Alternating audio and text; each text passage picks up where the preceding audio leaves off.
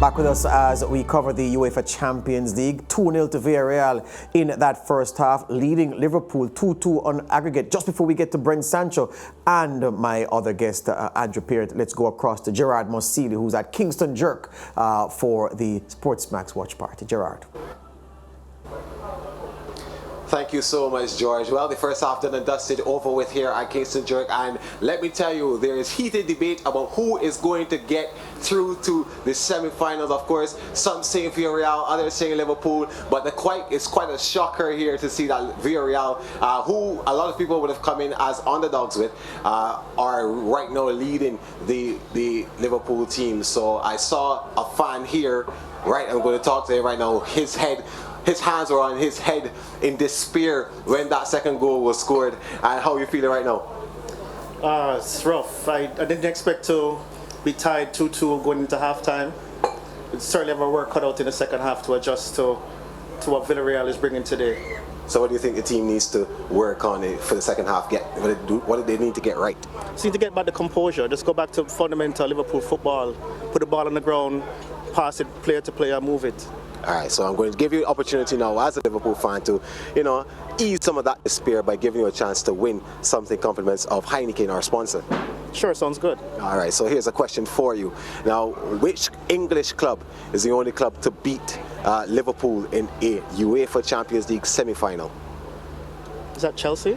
That's Chelsea, that's correct. All right, so you have won yourself a crate, compliments of Heineken, the sponsor of the UEFA Champions League, and I hope that can bring some joy and probably some Liverpool luck in the second half.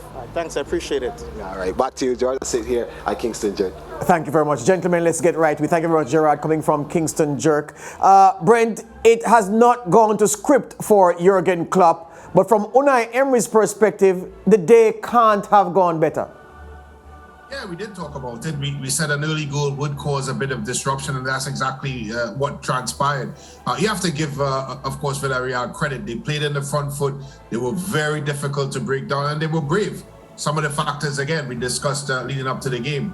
And more importantly, Liverpool just have not been themselves with a 66% pass accuracy rate, and of course 30% as it relates to duels won. That's not the Liverpool that we know. Robinson and of course Trent Arnold has had a horrid game so far. So in all the varying departments where we expect Liverpool to be Liverpool have not gone to plan, but you have to give Villarreal a lot of credit. So Andrew, why have Liverpool not turned up for the game? Is it because of their own approach or what Villarreal are doing? No, I'll give it a cliche. It's a combination of both. Yeah.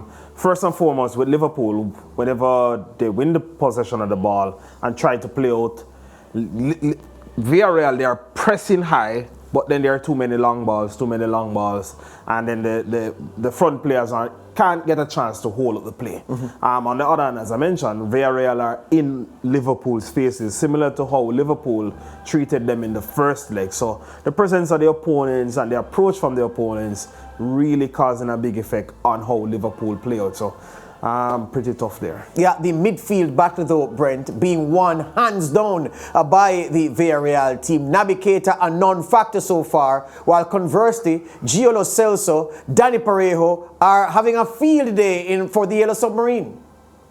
Well, I'll even throw Fabiano and Thiago as well with Keita. They've just not been existent, the Liverpool midfield. And we all know how important they are to of course, Liverpool's success, both offensively and defensively. It just hasn't been there.